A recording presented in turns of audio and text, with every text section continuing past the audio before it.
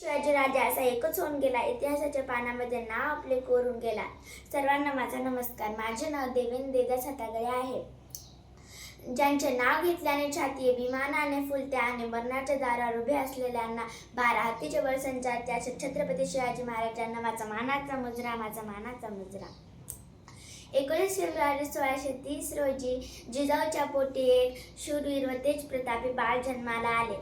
शिवाई देवीच्या नावावरून त्याचे नाव शिवाजी असे ठेवण्यात आले. छत्रपती शिवाजी महाराज मराठ्यांचे शूर पराक्रमी आणि महान राजा होते. त्यांच्या आईचे नाव जिजाबाई भोसले व वडिलांचे नाव शहाजीराजे भोसले होते. त्यांनी मराठी साम्राज्याची स्थापना केली.